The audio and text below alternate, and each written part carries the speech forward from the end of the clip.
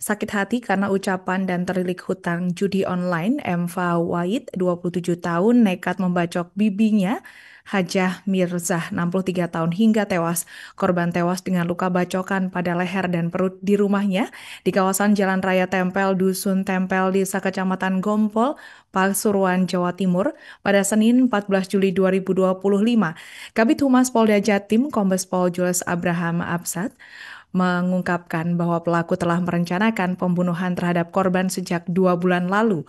Untuk informasi selengkapnya akan disampaikan wartawan kami yang telah terhubung dari Tribun Jatim Timur, Luhur Pambudi. Rekan Luhur, silakan laporan Anda. Sakit hati karena ucapan korban diduga kuat menjadi motif seorang keponakan bernama M. Fawaid 27 tahun menghabisi bibinya sendiri atau budenya sendiri yang bernama Haja Mirza 63 tahun dengan luka bacokan pada leher dan perut di ruang garasi rumahnya di kawasan Dusun Tempel, Kecamatan dan Desa Gempol, Pasuruan pada Senin kemarin. Menurut Kabid Humas Polda Jawa Timur, Kombes Pol Jules Abraham Abbas, bahwasanya tersangka merasa sakit hati karena ucapan korban sehingga merencanakan pembunuhan terhadap sang bibi sejak 2 bulan yang lalu. Bahkan tersangka sudah sempat berusaha untuk mengeksekusi atau membunuh korban sejak 2 pekan lalu, namun urung dilakukan oleh tersangka karena memang di rumah korban masih terdapat anak-anak dari korban. Selain sakit hati dengan ucapan korban, tersangka juga terdesak untuk mencari uang dalam jumlah banyak karena terlilit hutang judi online yang acap kali dimainkan oleh tersangka sejak beberapa bulan terakhir. Sementara itu, menurut keterangan dari Panit 3 Subdit 3 Jatan Ras Ditreskrim Polda Jawa Timur, Ajun Komisaris Polisi Fauzi mengatakan bahasanya ucapan dari pihak korban yang ditafsirkan menyakiti hati oleh tersangka sebenarnya cuma ucapan nasihat biasa. Karena korban memang beberapa kali menasihati tersangka agar tidak melanjutkan kebiasaan buruknya itu untuk bermain judi online. Selain itu, korban juga menasihati tersangka agar segera mencari pekerjaan mapan yang berpenghasilan tetap sehingga kebutuhan hidup keluarga kecilnya dapat terpenuhi secara layak. Dan memang benar ternyata tersangka ini sudah berkeluarga dan telah dikaruniai oleh satu anak yang masih berusia balita. Namun tersangka diketahui mengalami kesulitan memenuhi kebutuhan hidup dari keluarga kecilnya itu karena memang tidak memiliki pekerjaan tetap dan kerap memiliki kebiasaan buruk, yakni bermain judi online berbasis aplikasi sehingga memiliki hutang yang menumpuk. Terlepas dari itu semua, Fauzi kemarin menceritakan bahwasanya tersangka memang cenderung memiliki sifat yang temperamen dan mudah meledak-ledak.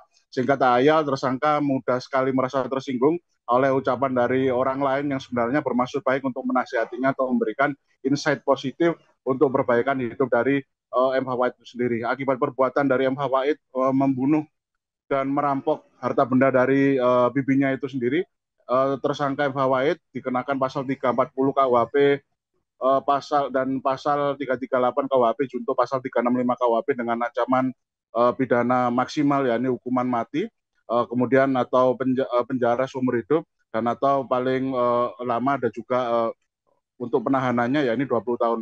Mengenai kronologi lengkap yang dilakukan oleh tersangka ini untuk mengeksekusi korbannya, ini pertama memang pada hari Senin kemarin sekitar pukul 07.30 tersangka ini berpamitan dari rumahnya yang sebenarnya lokasinya masih satu dusun atau bertetangga dengan si kediaman korban itu sendiri, jadi di kawasan Pasuruan itu sendiri.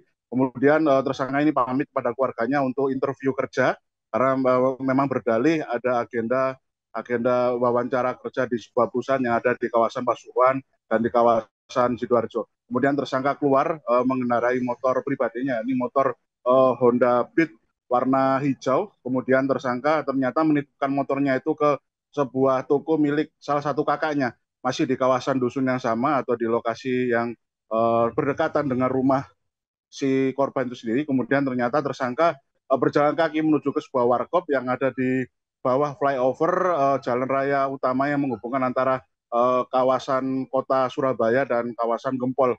Kemudian di warkop tersebut tersangka ini menemui seorang temannya, ya ini saksi satu kita sebut demikian, yang ternyata tersangka ini bertemu dengan saksi satu untuk meminta bantuan untuk diantar ke suatu tempat, dan akhirnya saksi satu meminta tolong pada saksi dua dan saksi tiga, kita nyebut demikian juga, bahasanya untuk mengantar tersangka ini ke suatu tempat yang memang sudah diminta.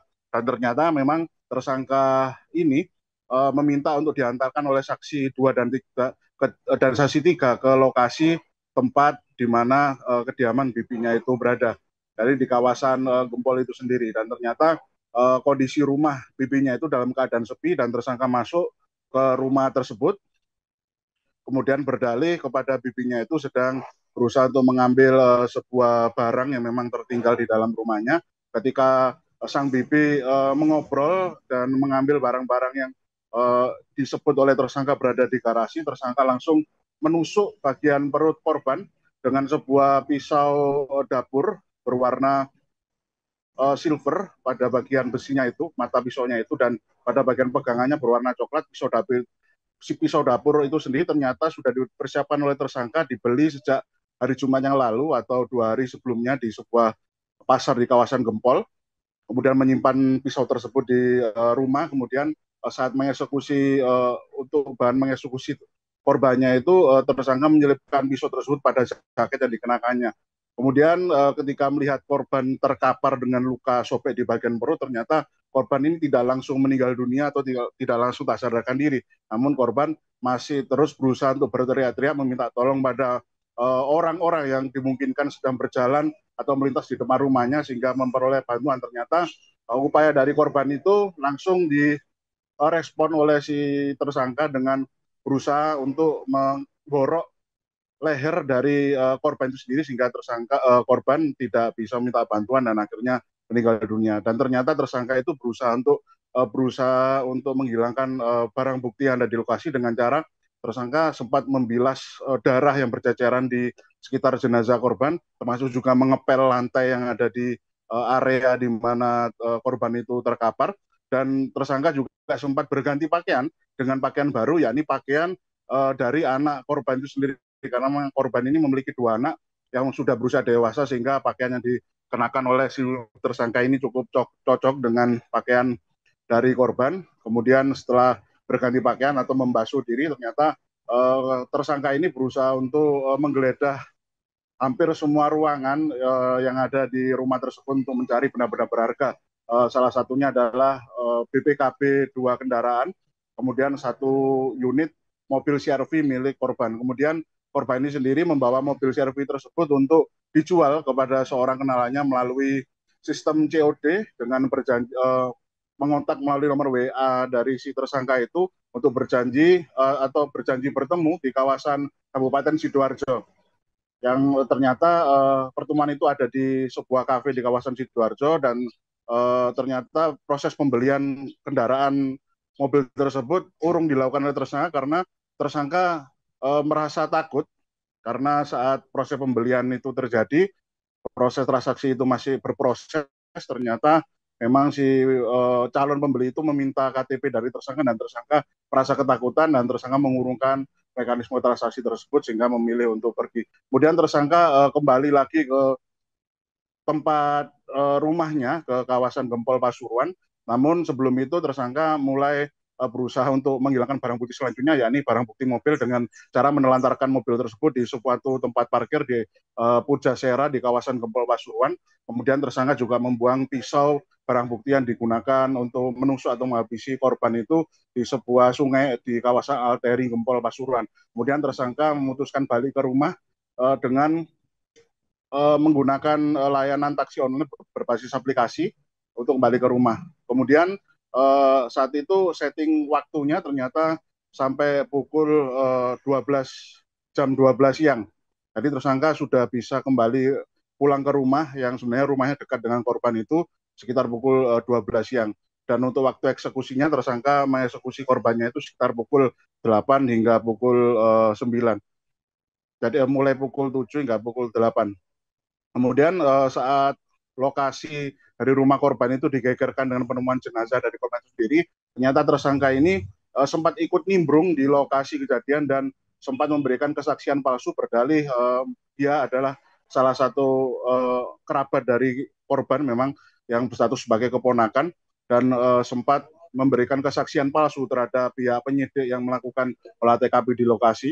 Bahkan sempat memberikan berbagai macam foto, video kepada penyidik dari Polda Jatim yang sempat meminta nomor kontak dari si tersangka ini yang saat itu masih berstatus sebagai saksi untuk memberikan berbagai macam informasi. Ternyata memang informasi yang disampaikan oleh tersangka ini cenderung berlebihan dan cenderung mustahil bagi seorang saksi yang tidak berada di lokasi kejadian dalam suatu tindak pidana menghilangkan nyawa orang lain. Dan sehingga pihak kepolisian pun akhirnya mencurigai dari saksi tersebut, yakni tersangka itu sendiri, untuk dilakukan pendalaman informasi, pendalaman interogasi, dan ternyata memang benar, akhirnya terungkap dan terbukti bahwasanya tersangka atau sosok dari M. Fawwa itu sendiri yang merupakan keponakan yang semula hanya berstatus sebagai saksi itu sendiri ternyata adalah tersangka dari aksi perampokan dan pembunuhan. Dan ternyata pihak kepolisian mengungkapkan terdapat suatu hal yang mengaitkan atas tindak pidana yang dilakukan oleh M. Fawwa itu sendiri terhadap aksi perampokan dan pembunuhan itu, yakni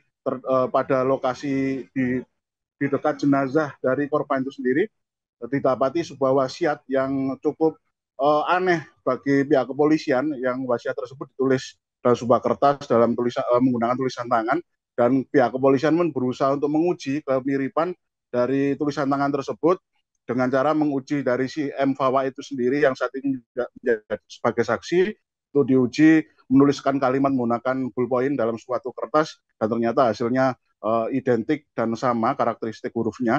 Dan akhirnya pihak kepolisian berusaha menginterogasi lebih dalam, dan akhirnya si tersangka pun atau M. Fawwa itu sendiri mengaku bahwasanya dirinya memang melakukan perbuatan sadis tersebut dengan melakukan upaya menghilangkan nyawa, kemudian merampok harta benda dari korban. Dan setelah dilakukan serangkaian penyelidikan dan penyidikan lebih mendalam, ternyata memang tersangka ini memiliki sifat yang cukup temperamen. Bahkan catatan dari pihak kepolisian yang berhasil dihimpun oleh Tribun Jatim, tersangka ini sudah pernah dilaporkan oleh pihak mertua dari pihak mertuanya, karena memang tersangka sempat melakukan aksi penganiayaan terhadap mertuanya, yakni dengan cara membekap mulut dari mertuanya sehingga mertuanya mengalami luka, dan perbuatan tersebut dilaporkan ke Polsek setempat, kemudian kasus tersebut dilaporkan kepada Polres yang ada di Pasuruan. Demikian reportase kami. Alinda kembali ke studio. Baik, terima kasih rekan Luhur Pambudi atas laporan Anda dan selamat bertugas kembali. Untuk melengkapi keterangan kami pemirsa, berikut wawancara bersama pihak terkait. Motif yang saat ini didapatkan diduga oleh penyidik dikarenakan korban sakit hati lantaran ucapan korban kepada tersangka, dan terutamanya tersangka ingin menguasai harta benda milik korban, terutama mobil CR-V tersebut, untuk melunasi hutang-hutang korban. Di samping juga korban untuk bermain judi online. Barang bukti yang ditemukan ya saat ini adalah satu buah pisau dapur yang digunakan untuk download Tribun X sekarang, menghadirkan lokal menjadi Indonesia.